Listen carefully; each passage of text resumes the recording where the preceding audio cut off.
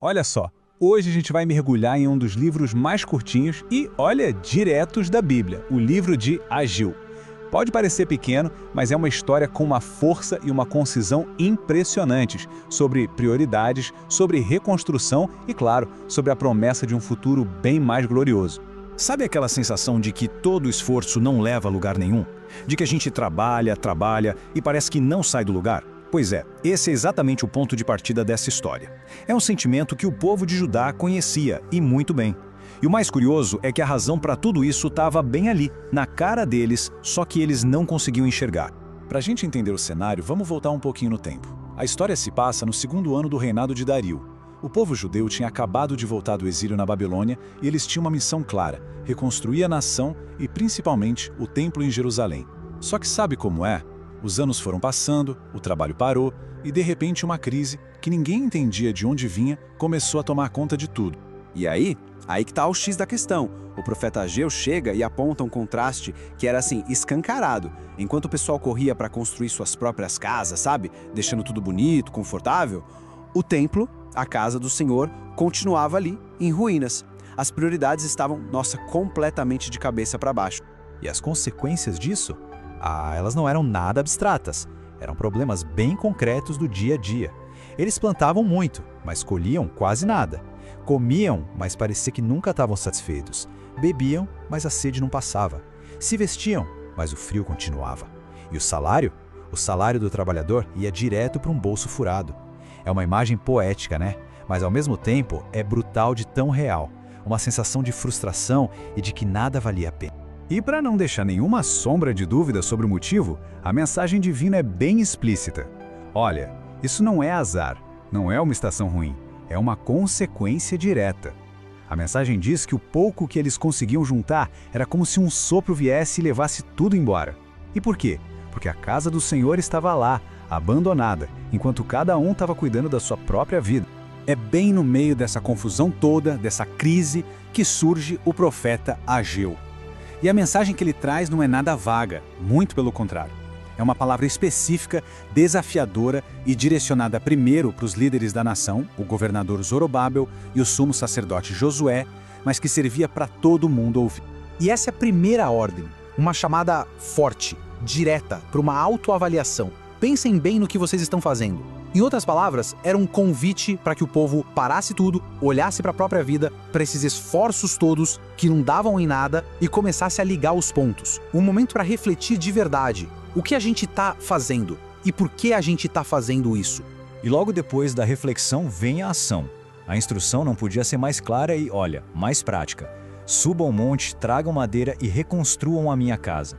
Não era um pedido complexo, nada mirabolante. Era uma tarefa real, tangível. A solução para a crise toda era simples: colocar as prioridades no lugar e, começar a trabalhar. E o resultado foi praticamente imediato. O povo e os líderes não deram de ombros para a mensagem, não. Eles ouviram e agiram com um respeito profundo. E a resposta divina foi igualmente rápida, super encorajadora. No exato momento em que eles decidiram obedecer, antes mesmo de uma única madeira ser cortada, a promessa veio: eu estou com vocês. Então, com as prioridades de volta nos eixos e com essa promessa da presença divina, a energia da comunidade mudou da água para o vinho. Aquele marasmo, aquela estagnação, deu lugar a uma ação decidida. E a resposta deles foi de verdade surpreendente, de tão rápida. Olha só essa linha do tempo, que deixa bem claro o quão impressionante foi essa resposta. No primeiro dia do sexto mês, a mensagem chega.